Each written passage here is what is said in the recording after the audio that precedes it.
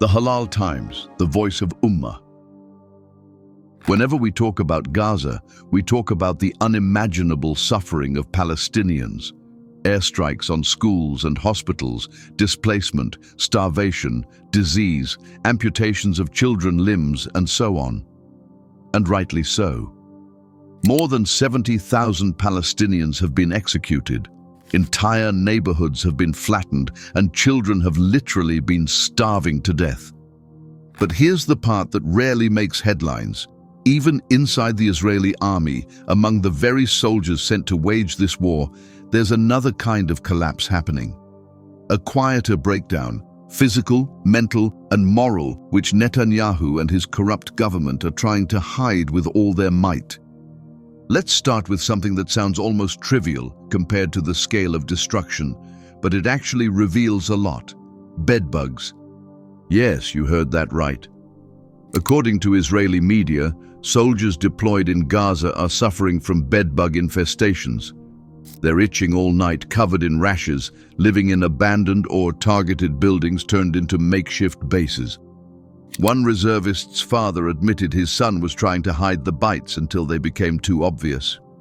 Soldiers complain of sleeping near piles of trash, stray cats, dogs, no bathrooms.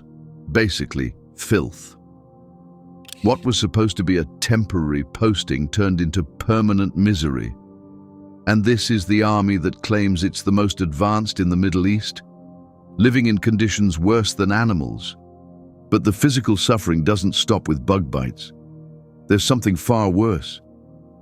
Inside the IDF, there is a self-harm crisis. Reports from Israeli media like Haaretz reveal that nearly 50 soldiers have taken their own lives since this war began in October 2 years ago. Think about that.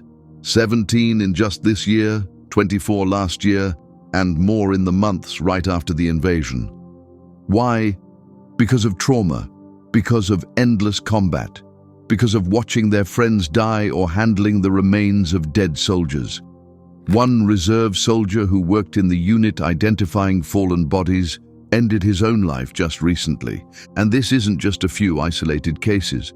According to Israel's own defense ministry, over 10,000 soldiers have been treated for mental health issues since the start of the war. PTSD, breakdowns, psychological collapse, it's hitting thousands every single month. Now here's the real kicker. The army doesn't even have enough psychiatrists, psychologists, or social workers to deal with this crisis. Soldiers are slipping through the cracks, abandoned after being used as cannon fodder. Meanwhile, hundreds are showing up at rehab centers with both physical injuries and mental trauma. Amputees, paralyzed soldiers, and those with permanent disabilities are mixed with men who can't sleep at night because of what they've seen or done in Gaza. So, what happens when the army starts collapsing from inside? Well, resistance, not just from Palestinians, but from Israeli soldiers themselves. Recently, 41 Israeli intelligence officers signed a letter to Netanyahu refusing to serve. They called this an unnecessary eternal war and said the government's orders were clearly illegal. According to them, this war isn't about security. It's about saving Netanyahu's political career, appeasing the extremists in his government, and keeping Gaza under endless occupation. Imagine that. His own officers openly saying, "We will not fight your personal war." And yet, despite all of this, Netanyahu pushes on. The army is facing a massive manpower shortage, 12,000 positions unfilled after almost 2 years of fighting. So, what's the solution? They're begging the Jewish diaspora from France and America to send their kids to war. They're offering amnesty to former deserters if they come back. And in perhaps the most desperate move, they're reportedly recruiting African asylum seekers, dangling promises of permanent residency if they join the army. Refugees who fled persecution are now being used as bargaining chips for Israel's war machine. So, let's put all this together. On one side, Palestinians in Gaza, targeted while they sleep, starved, displaced, left to die. On the other side, Israeli soldiers, itching from bedbugs, cracking under trauma, committing suicide in shocking numbers, refusing to serve, and still being pushed into battle because Netanyahu is terrified of losing both Gaza and his own chair.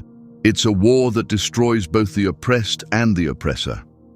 But the difference is Palestinians have no choice. They are trapped. Israeli soldiers, on the other hand, are beginning to wake up, realizing they are pawns in a political game.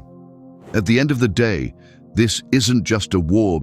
It's a war between one man's obsession with power and the lives of millions.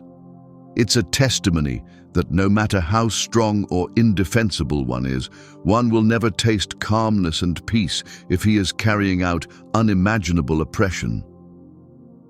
Ibn Abbas reported, "The Prophet, peace and blessings be upon him, said, 'Beware the supplication of the oppressed, for there is no veil between it and Allah.' Palestinians are paying the heaviest price, it's true, but the cracks inside Israel are widening too. The price that the Palestinians are paying will be compensated in the afterlife. They will live in heaven forever, as this is the promise to the believer from Allah, the Almighty." Witnessing the suffering of the IDF, a question arises. How much longer can Netanyahu drag this on before everything, his army, his country, the Middle East, and his own political survival, collapses under the weight of this endless, unnecessary war? That's all for today.